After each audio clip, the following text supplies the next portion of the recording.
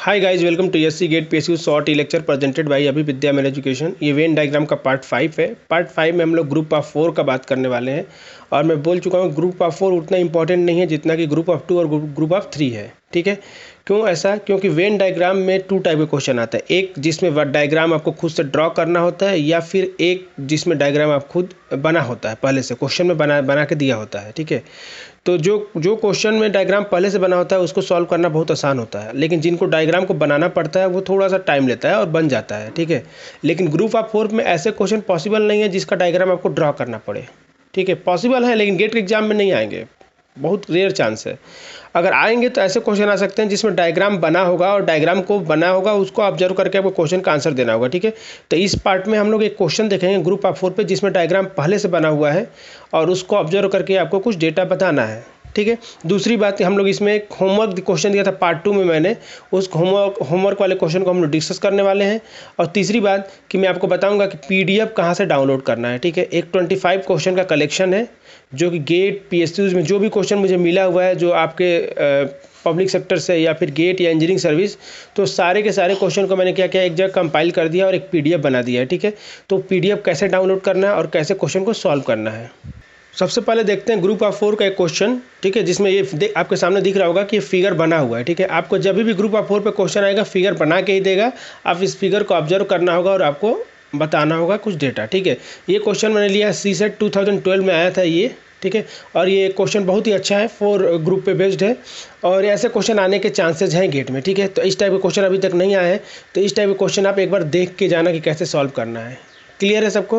Question को देखते हैं क्या बोला है। तो क्या सिंपल सी बात है कि 4 ग्रुप है तो 4 ग्रुप अलग अलग होंगे। ठीक है, तो देखो इसमें दिया होगा पी ग्रुप जो है, पी रिप्रेजेंट कर रहा है हार्ड वर्किंग पर्सन को। ठीक है, हार्ड वर्किंग पर्सन है जो पी सर्किल को रिप्रेजेंट कर रहे हैं। ठीक है, सर्किल क्यू किसको रिप्रेजेंट कर रहा है? इंटेलिजेंट पर्सन को। आर किसको रिप्रेजेंट कर रहा है? ट्रूथफुल पर्सन को। एस रिप्रेजेंट कर रहा है ऑनेस्ट पर्सन को। क्लियर है यहाँ तक?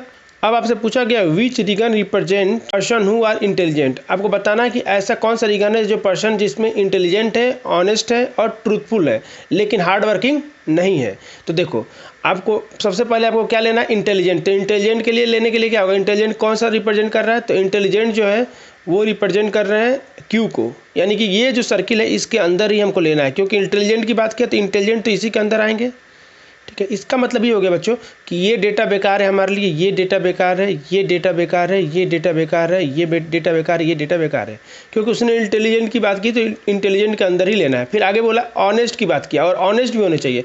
तो ऑनेस्ट किसको रिप्रेजेंट कर रहे हैं? एस को। एस का मतलब ये पूरा एस वाले सर्किल को, यानी कि वो इंटेलिजेंट भी हो, ऑनेस्ट भी हो। इसका मतलब इन दोनों के बीच में जो ओवरलैपिंग हो, यानी कि ये एरिया की बात कर रहा है वो, केवल इस एरिया के बीच के लोग आएंगे। क्लियर है? ये ऑनेस्ट और ऑनेस्ट और इंटेलिजेंट। तो ऑनेस्ट और इंटेलिजेंट क्यू और एस है, इनके बीच का ओवरलैपिंग कौन सा? ये एरिया है, यानी कि ये डेटा हमारे लिए इंपॉर्टेंट नहीं, ये डेटा इंपॉर्टेंट नहीं है। ठीक है, आगे बोला गया है कि और साथ में ट्रूथफुल होने चाहिए। ट्रूथफुल किसको रिप्रेजेंट कर रहा है? तो ट्रूथफुल आर को रिप्रेजेंट कर रहा है। तो आर कौन सा सर्किल है? ये आर, ये वाला सर्किल है, यानी कि पी क्यू आर में जो कॉमन होगा, तो ये इनमें पी क्यू में ये कॉमन है, ये तीनों कॉमन था, ये वाला एरिया कॉमन था। अब पी क्यू आर में कौन है? ये वाला कॉमन एरिया है, ये वाला एरिया कॉमन है, ये वाला, केवल ये वाला कॉमन है ना। ठीक है, तो ये वाला एरिया कॉमन है, इसका मतलब ये डेटा इंपॉर्टेंट नहीं है। क्लियर है यहाँ तक? ये डेटा इंपॉर्टेंट नहीं है, इन तीनों में ये केवल 2 ही डेटा इंपॉर्टेंट है। ठीक है, इनमें से कोई ना कोई आंसर होने वाला है। आगे बोला गया कि बट नॉट हार्ड वर्किंग, और वो हार्ड वर्किंग नहीं होना चाहिए। हार्ड वर्किंग किसको रिप्रेजेंट कर रहा है? पी। तो इन दोनों डेटा में से जो पी में आ रहा होगा, तो पी देखो, पी ये सर्किल ऐसे पूरा है, ये पी में जो आ रहा है, ये 7 आ रहा है, ये जो 7 है ये आपको लेना नहीं है, क्योंकि ये हार्ड वर्किंग है और आपको नॉट हार्ड वर्किंग लिखा है, तो आपको मतलब ये नहीं लेना है। ठीक है, यहीं पे गलती करते हैं बहुत लोग, यहाँ तक सब सही कर लेते हैं और यहाँ पे ध्यान से पढ़ते नहीं है, नॉट को मिस कर जाते हैं। आपको ध्यान देना है, नॉट लिखा है तो मतलब ये हार्ड वर्किंग वाला नहीं होगा। तो बचा क्या? 6। तो 6 आपका क्या हो जाएगा? करेक्ट आंसर हो जाएगा, यानी A is the correct answer इसका हो जाएगा। तो इस टाइप के क्वेश्चन आपके एग्जाम में दिख सकते हैं, डायग्राम बना रहेगा, बस उसको आपको ऑब्जर्व करना होगा। ये जो 7 डेटा रिप्रेजेंट कर रहा है, ये वो बता रहा है जो इंटेलिजेंट भी है, ऑनेस्ट भी है, ट्रूथफुल भी है और हार्ड वर्किंग भी है। और ये जो 6 बता रहा है, ये बता रहा है कि इंटेलिजेंट है, ऑनेस्ट है, ट्रूथफुल है, लेकिन हार्ड वर्किंग नहीं है। तो ये 6 इसका आंसर होगा, ए इज द करेक्ट आंसर। तो ग्रुप ऑफ 4 का आई थिंक आप लोगों को बेसिक कॉन्सेप्ट क्लियर हो गया। ग्रुप ऑफ 4 आएगा ना, अगर डायग्राम बना है तो क्वेश्चन देखो, मैं शुरू फर्स्ट लेक्चर से ही बता रहा हूँ कि अगर किसी भी क्वेश्चन में डायग्राम बना हुआ है तो क्वेश्चन आपके लिए बहुत आसान है। आपको क्वेश्चन को ऑब्जर्व करना है, डेटा को ऑब्जर्व करना है और आप क्वेश्चन को ईजिली सॉल्व कर लोगे, ठीक है। लेकिन किसी क्वेश्चन में डायग्राम बनाना होता है तो वो थोड़ा सा कैलकुलेटिव हो सकता है, ठीक है। आपको डायग्राम बनाना पड़ेगा, सोचना पड़ेगा कौन सा डेटा को कहाँ पुट करें, ठीक है। लेकिन वो भी बन जाएगा, उसको भी बनाना मैंने आपको सिखा चुका हूँ कि कैसे उसको बनाना है, ठीक है। लेकिन ग्रुप ऑफ 4 में केवल डायग्राम बना होगा, डायग्राम आपको बनाने की जरूरत नहीं होगा। तो ये हमने एक क्वेश्चन देख लिया, ठीक है। तो ऐसे क्वेश्चन अगर मुझे कभी फ्यूचर में मिलेंगे ग्रुप ऑफ 4 पे तो मैं क्या करूँगा, एक अलग से प्रैक्टिस सेट बनाऊँगा, ठीक है। प्रैक्टिस सेट तो बार बार आता रहेगा। वैसे ये लेक्चर जो है लास्ट लेक्चर है, इतना अगर आप कॉन्सेप्ट क्लियर है तो आप इजीली एग्जाम में बना लोगे, ठीक है। गेट और इंजीनियरिंग सर्विस और पीएसयू में आपके काम बन जाएगा, ठीक है। लेकिन मैं प्रैक्टिस से लाता रहूँगा क्वेश्चन का, अगर उसमें भी कुछ कॉन्सेप्ट होगा तो वो भी लाता रहूँगा टाइम टू टाइम। अब ये क्वेश्चन होमवर्क मैंने दिया था पार्ट 3 में, ठीक है। पार्ट 3 जो लोग देखे होंगे, ठीक है, जो लोग रेगुलर फॉलो करते हो पार्ट 3 जरूर देखे होंगे और उसमें ये क्वेश्चन मैंने होमवर्क दिया था, ठीक है। और ये क्वेश्चन वाइजाग स्टील प्लांट में 2017 में आया हुआ क्वेश्चन है, ठीक है। अब इस क्वेश्चन में क्या दिया है देखो, क्वेश्चन में ये देखो 3 का ग्रुप का क्वेश्चन है, 3 ग्रुप पे बेस्ड है। सर्किल रिप्रेजेंट कर रहा है प्रोफेसर को, ये है प्रोफेसर साहब लोग हैं, प्रोफेसर लोग हैं सर्किल को। आगे क्या बोला गया, प्रोफेसर इन मेडिकल कॉलेज, ठीक है। Medical college triangle stand for surgical specialist, ठीक है। ये सर्जिकल स्पेशलिस्ट है, ठीक है, ट्रायंगल वाले, ठीक है। While rectangle represent medical specialist, ये है मेडिकल स्पेशलिस्ट, ठीक है। अब आपसे क्या पूछा गया है, बी रिप्रेजेंट, बी इसमें क्या रिप्रेजेंट कर रहा है, तो बी इसकी बात किया गया है। अब ये क्या कर रहा है, मेडिकल रिप्रेजेंट है, मेडिकल क्या है, मेडिकल स्पेशलिस्ट को रिप्रेजेंट कर रहा है और ये और किसी में शेयर नहीं है, किसी में कॉमन नहीं है, इसका मतलब ये ओनली मेडिकल स्पेशलिस्ट को रिप्रेजेंट कर रहा है। क्लियर है। अब देखते हैं ऑप्शन क्या दिया, professor who are not medical, ये गलत है, तो पॉसिबल नहीं है ना, प्रोफेसर ये है, ठीक है, ठीक है। उसके बाद ये professor who are not surgical, ये भी गलत है। Professor who are neither medical specialist और नॉट सर्जिकल स्पेशलिस्ट, ये भी गलत है। Medical specialist who are neither professor not surgical specialist, ये करेक्ट है। क्यों करेक्ट है, क्योंकि वो मेडिकल स्पेशलिस्ट हैं, ठीक है, क्लियर है, ये मेडिकल स्पेशलिस्ट है। और जो ना कि ट्रायंगल से और नहीं सर्किल से ओवरलैप कर रहा है, इसका मतलब वो केवल मेडिकल स्पेशलिस्ट है, ठीक है। और इस ऑप्शन में यही लिखा है कि वो मेडिकल स्पेशलिस्ट है और ना ही वो प्रोफेसर है और ना ही वो सर्जिकल स्पेशलिस्ट है। क्लियर है सबको ये बात, तो D is the correct answer. तो बहुत लोगों ने इस क्वेश्चन का आंसर डी कमेंट करके बताया था, जो कि सही था, बिल्कुल बहुत लोगों ने सही किया था। देखो अगर आप रेगुलर एक एक वीडियो 1 बाय 1 देखते हो तो मैं 100% श्योर हूँ, 100% बोल रहा हूँ कि आपसे क्वेश्चन बनेंगे ही बनेंगे।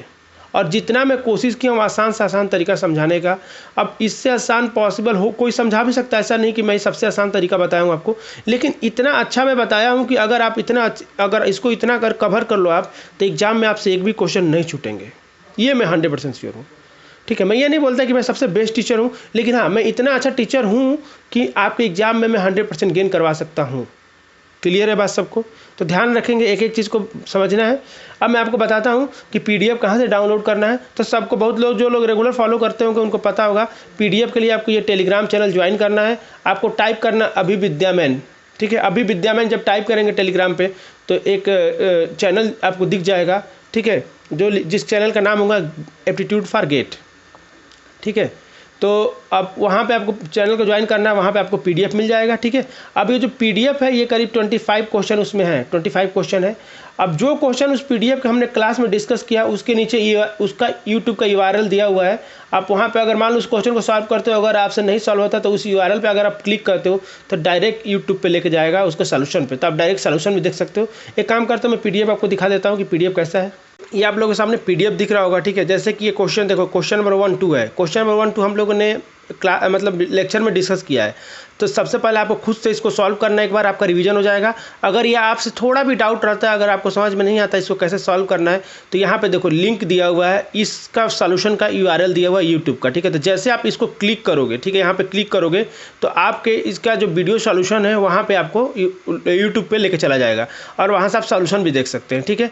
सिमिलरली जितने भी क्वेश्चन है नीचे, ठीक है, जितने भी क्वेश्चन है, जिसका जो क्वेश्चन हम लोगों ने, ये क्वेश्चन जैसे ये 3 4 है, ये हम लोगों ने क्लास में डिस्कस नहीं किया तो इसलिए इसका यूआरएल नहीं दिया है, ठीक है। तो ये बहुत इंपॉर्टेंट क्वेश्चन है 3 4, इसको सॉल्व करना ही करना, बहुत ही अच्छा क्वेश्चन है। 5 6 5 से 7 भी क्वेश्चन बहुत अच्छा है, प्रैक्टिस के लिए मैं दिया हूँ, ठीक है। तो जो लोग रेगुलर देख रहे हैं वो प्रैक्टिस जो कर रहे होंगे वो लोग इजीली क्वेश्चन को सॉल्व कर लेंगे।